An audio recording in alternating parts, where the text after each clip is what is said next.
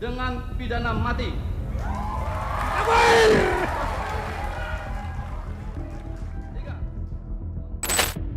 Di awal tahun 1960-an, di sebuah desa kecil di Lamongan, Jawa Timur, menjadi saksi lahirnya seorang anak yang kelak akan mencatatkan namanya dalam sejarah kelam di negara Indonesia.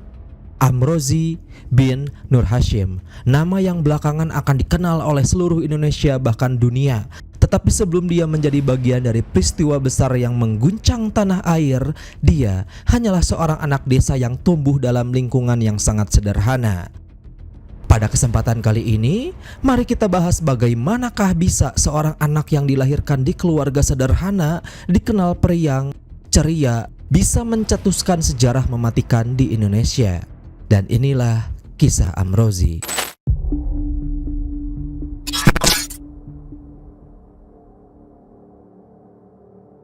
Amrozi lahir pada tanggal 5 Juli tahun 1962 di Desa Tengkulun, yakni sebuah desa kecil di Kabupaten Lamongan, Jawa Timur. Wilayah ini dikenal dengan daerah agraris dengan mayoritas penduduknya bekerja sebagai petani dan juga pedagang. Amrozi tumbuh dalam keluarga besar yang menganut nilai-nilai Islam yang sangat kuat. Ayahnya, Nur Hashim, adalah seorang tokoh masyarakat yang cukup disegani di desanya. Sebagai kepala keluarga, Nur Hashim dikenal tegas dalam mendidik anak-anaknya, terutama dalam hal agama dan juga kedisiplinan.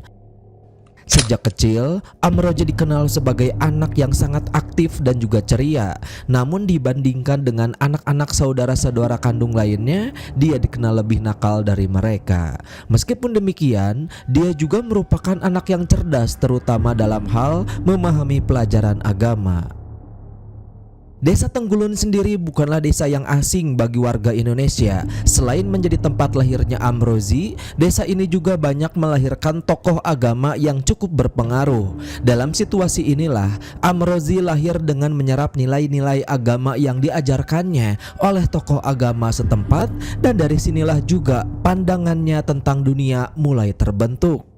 Keluarga Amrozi bukanlah keluarga biasa. Selain memiliki latar belakang religius yang kuat, beberapa anggota keluarganya juga dikenal sebagai sosok yang memiliki pandangan Islam yang lebih konservatif atau radikalisme. Salah satu sosok yang sangat berpengaruh dalam hidup Amrozi adalah kakaknya, yaitu Ali Gufron, yang lebih dikenal sebagai Muklas. Muklas merupakan sosok yang memiliki pengaruh besar dalam perjalanan hidup Amrozi. Berbeda dengan Amrozi yang awalnya lebih tertarik dengan dunia otomotif, Muklas sudah lebih dulu mendalami ajaran Islam secara lebih serius. Dia diketahui menempuh pendidikan agama sampai ke luar negeri, mendalami pemikiran Islam yang lebih luas. Kedekatan antara Amrozi dan juga Muklas membuatnya banyak terpengaruh oleh pemikiran sang kakak.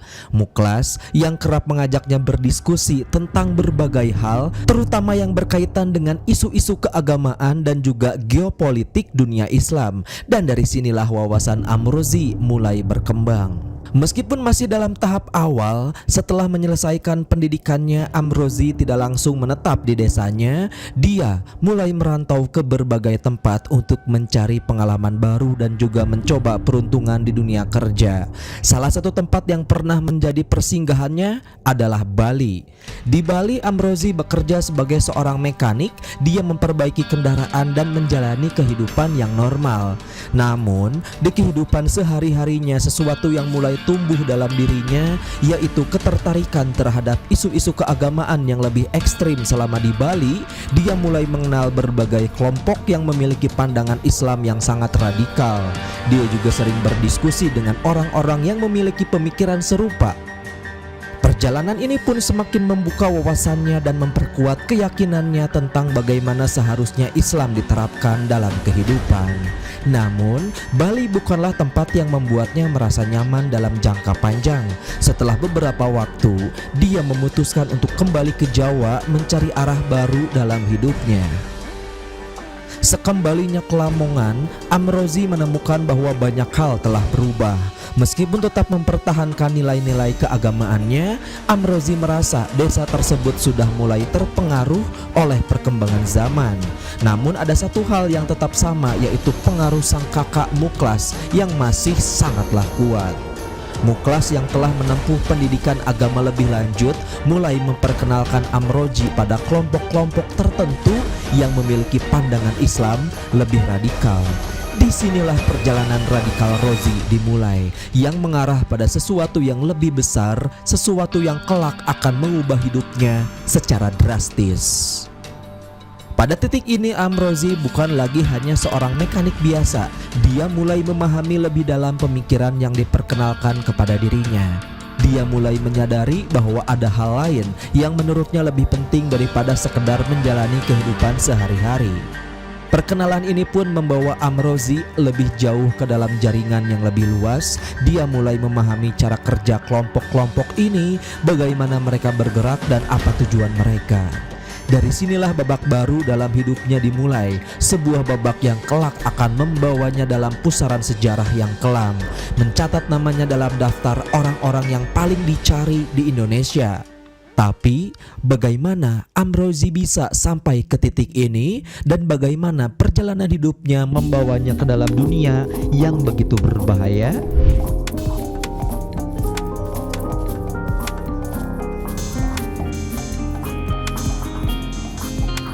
Semua itu bermula dari satu hal, yaitu ideologi yang sesat di akhir tahun 1980-an dan awal tahun 1990-an.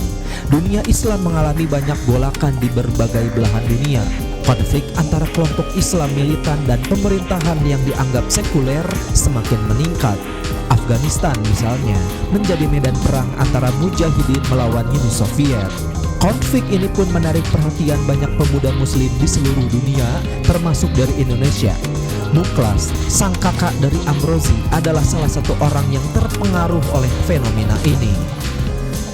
Dia pun pergi ke Pakistan dan juga Afghanistan untuk bergabung dengan kelompok yang berperang melawan Uni Soviet.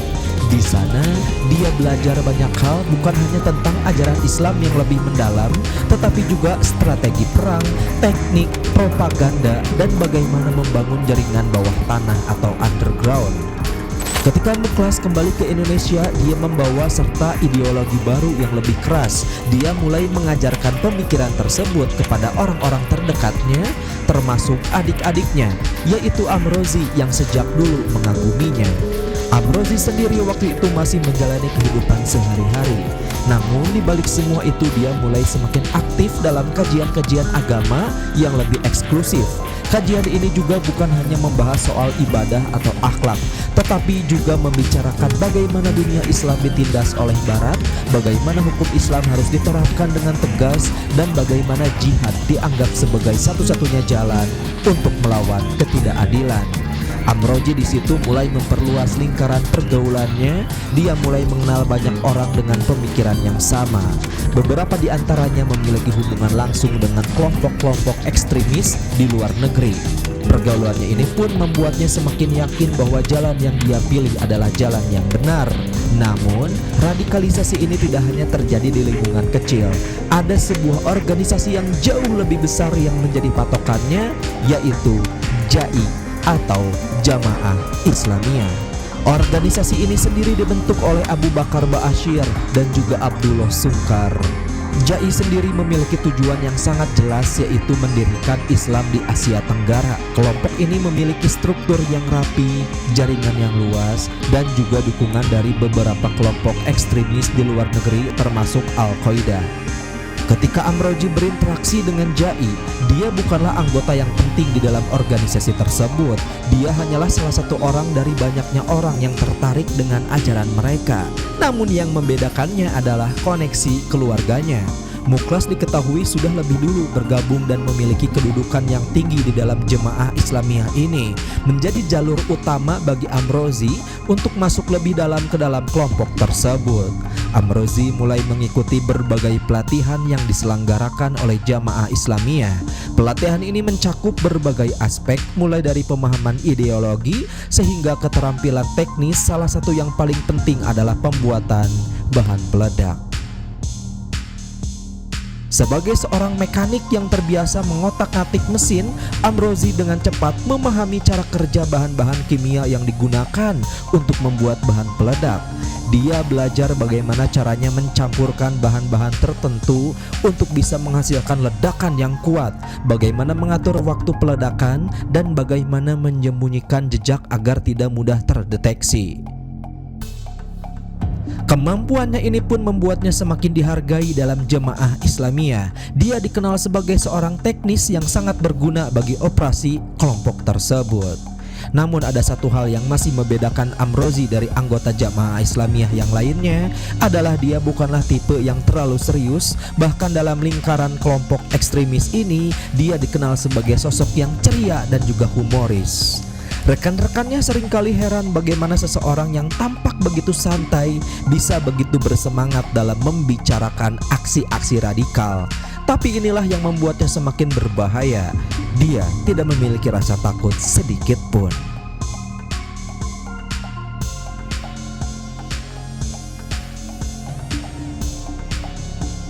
Seiring berjalannya waktu, jemaah Islamiyah mulai merencanakan sesuatu yang lebih besar. Mereka ingin melakukan aksi yang bukan hanya mengguncang Indonesia, tetapi juga mengguncang dunia. Sebuah serangan yang akan menentukan bahwa mereka adalah kekuatan yang harus diperhitungkan.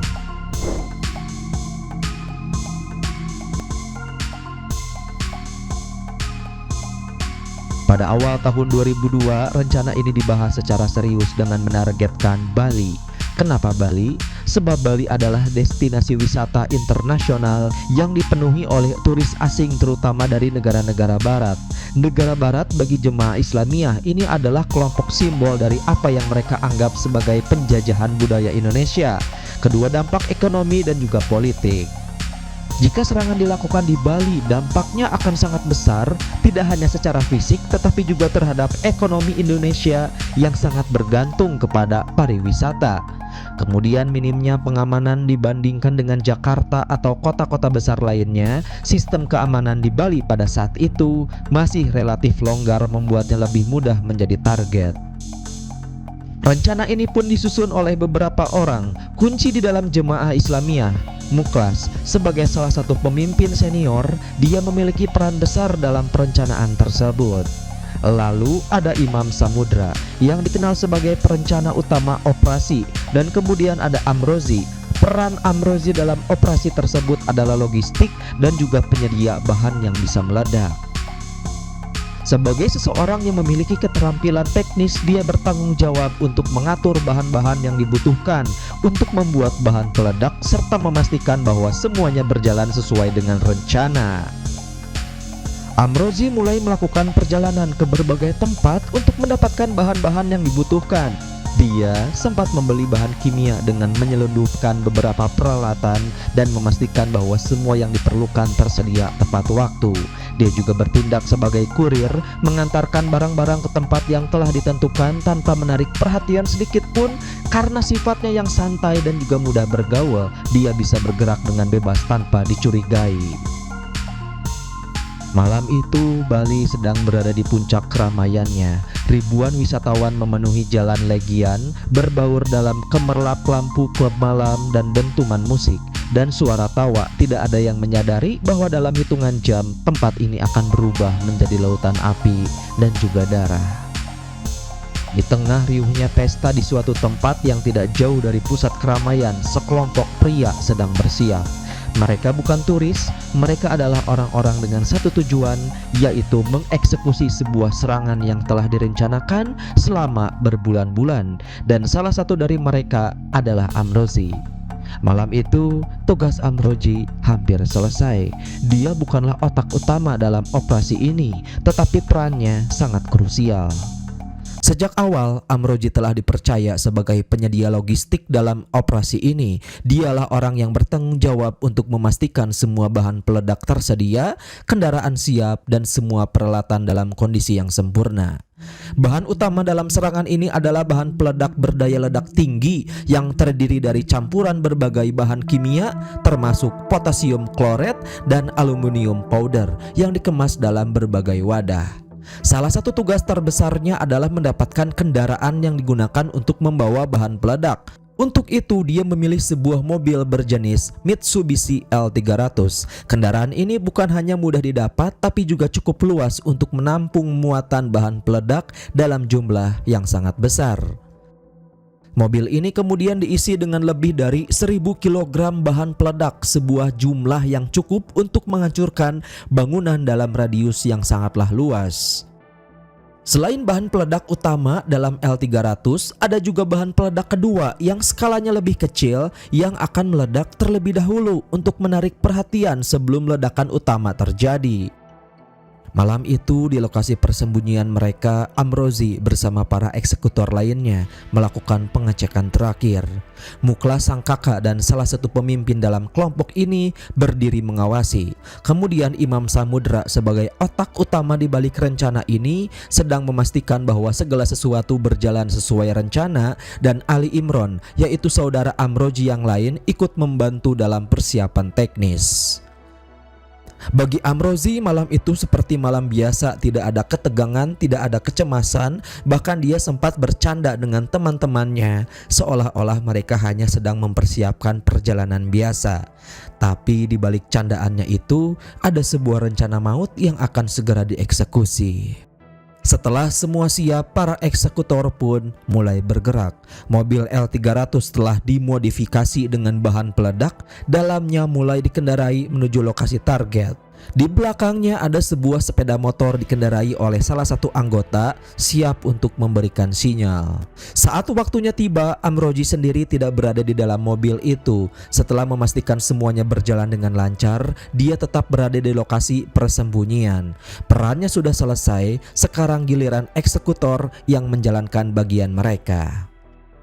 Di dalam mobil L300 itu duduk seorang pria bernama Iqbal sebagai pelaku bom bunuh diri. Dia seolah-olah sudah menerima takdirnya untuk melakukan hal gila tersebut.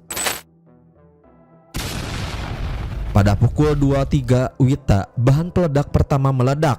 Ledakan ini pun berasal dari sebuah tas yang berisikan bahan peledak yang diletakkan di dekat Paddy's Pub, salah satu tempat hiburan yang penuh dengan turis asing. Ledakan ini pun cukup besar untuk menyebabkan kepanikan luar biasa, tetapi belum menghancurkan seluruh area. Saat ledakan ini terjadi, banyak orang yang berlarian kemana-mana keluar dari Paddy's Pub mencari tahu apa yang terjadi.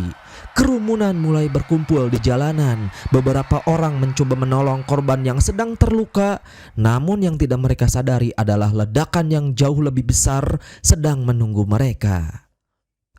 Ketika orang-orang masih kebingungan, mobil L300 yang membawa bahan peledak utama sudah berada tepat di depan klub. Di dalamnya, Iqbal tetap berada di kursi pengemudi, lalu dalam hitungan detik, mobil itu pun meledak. Sebuah ledakan dahsyat mengguncang seluruh kawasan Legian. Api besar mengumbung tinggi menerangi langit malam di Bali. Gelombang kejut dari ledakan ini pun begitu kuat sehingga meruntuhkan bangunan-bangunan yang ada di sekitarnya. Klub yang pada saat itu penuh dengan pengunjung hancur dalam sekejap. Puluhan orang langsung kehilangan nyawa di tempat, sementara yang lainnya mengalami luka parah akibat api dan juga pecahan bangunan. Dalam waktu beberapa detik saja, kawasan yang tadinya penuh dengan tawa dan juga musik berubah menjadi lautan darah, tangis, dan juga kehancuran. Setelah ledakan itu, kekacauan total terjadi. Orang-orang berlari tanpa arah, banyak yang terluka dan juga terbakar. Beberapa berusaha menolong teman-teman mereka, tapi kobaran api dan asap hitam membuat segalanya lebih sulit. Tim penyelamat pun baru tiba beberapa menit setelahnya, dan mereka langsung menghadapi pemandangan yang mengerikan, yaitu ratusan korban yang terluka, mayat-mayat yang gosong, dan suara jeritan di mana-mana. Serangan ini pun akhirnya menghilangkan nyawa lebih dari 200 orang, termasuk turis dari berbagai negara seperti Australia, Inggris, Amerika Serikat, dan Indonesia. Bali yang selama ini dikenal sebagai pulau surga malam itu berubah menjadi neraka di dunia. Sementara itu Amrozi tidak ada di lokasi kejadian. Setelah memastikan semuanya berjalan sesuai dengan rencana, dia pun kembali ke tempat persembunyiannya bersama beberapa rekannya. Dia menyaksikan berita tentang ledakan dari kejauhan, mendengar laporan tentang dampaknya yang sangat luar biasa. Alih-alih menyesal, Amrozi justru merasa puas. Baginya serangan itu adalah bentuk perjuangan yang selama ini dia yakini, namun tidak menyadari bahwa hari-hari kebebasannya sebentar lagi akan berakhir.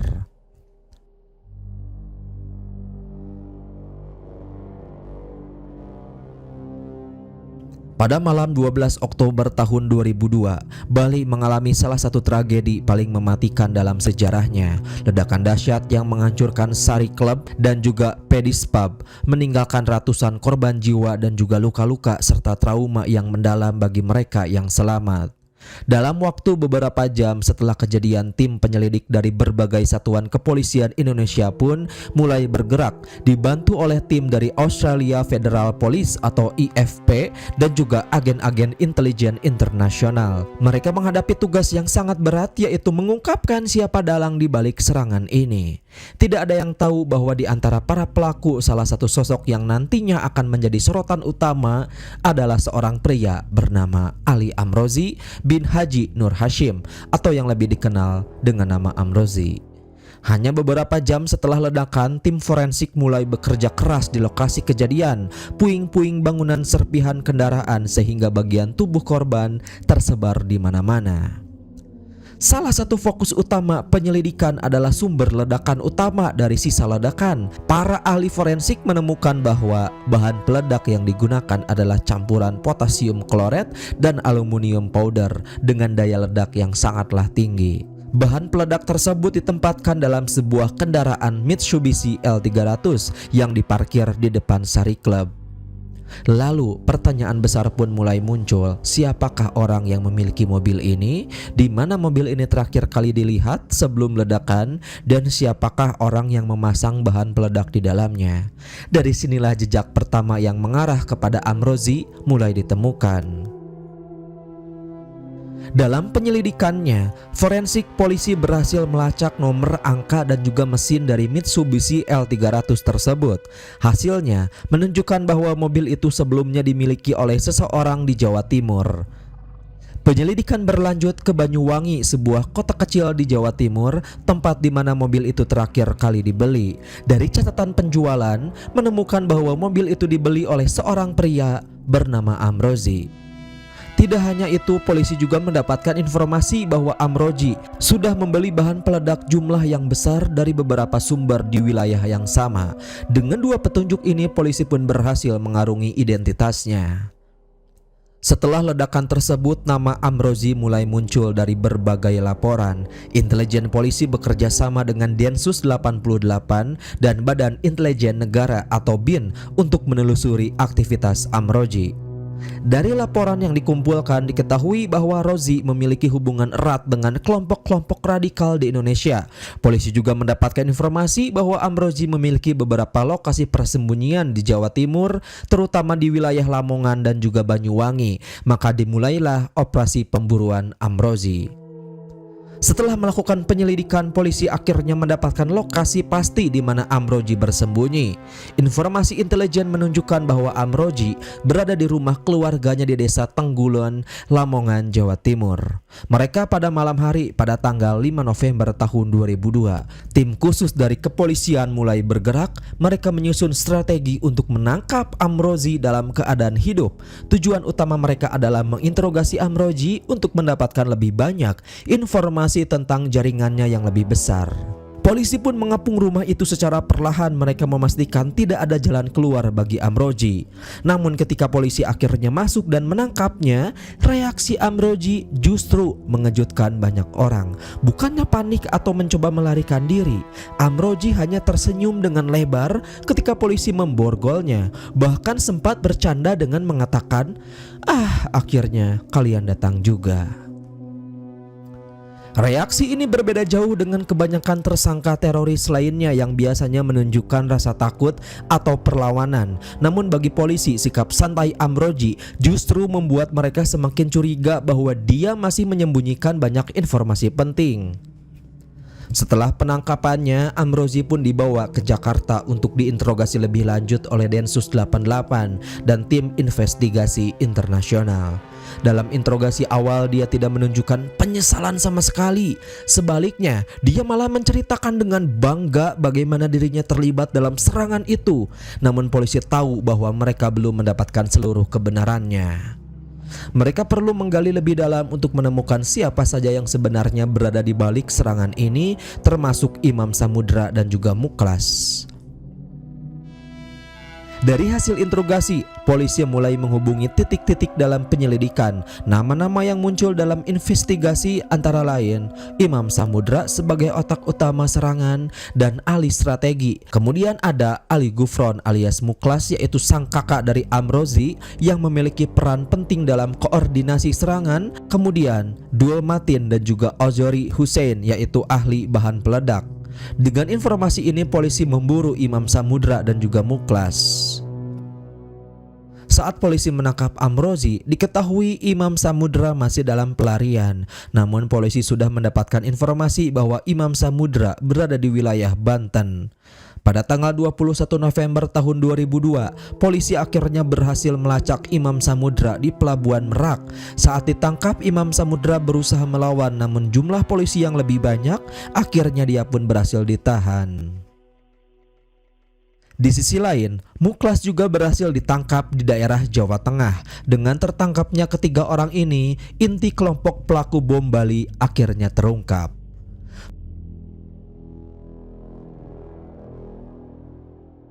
Persidangan Amrozi, Imam Samudra, dan Muklas dimulai pada pertengahan tahun 2003. Suasana sidang sangat tegang, para korban dan keluarga memenuhi ruangan pengadilan menunggu keadilan bagi orang-orang yang telah menghancurkan hidup mereka. Saat sidang berlangsung, sikap Amrozi tetap tidak berubah. Jaksa menuntut hukuman mati untuk ketiga terdakwa dengan dakwaan utama sebagai dalang di balik serangan teroris paling mematikan dalam sejarah di Indonesia.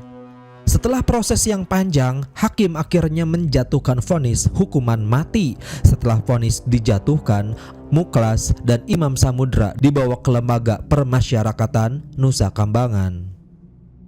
Di penjara mereka tetap menunjukkan sikap yang tenang dan tidak menyesal selama bertahun-tahun proses hukum. Mereka berlanjut termasuk upaya banding, namun semuanya ditolak. Pada akhirnya hukuman mati pun tetap akan dijalankan. Pada akhirnya Amrozi bin Haji Nur Hashim dihukum mati pada hari Minggu, tepatnya di tanggal 9 November tahun 2008 dini hari. Pesan yang bisa diambil dari kejadian ini adalah pentingnya penegakan hukum, bahaya radikalisme dan juga terorisme, serta perlunya upaya deradikalisasi untuk mencegah kejadian serupa di masa depan. Bom Bali merupakan contoh nyata dampak dari tindakan terorisme yang menimbulkan korban jiwa dan juga kerugian besar. Kejadian ini menjadi pengingat akan bahaya paham radikal yang dapat memicu tindakan kekerasan. Sekian dari saya, Bang Riz. Wassalamualaikum warahmatullahi wabarakatuh.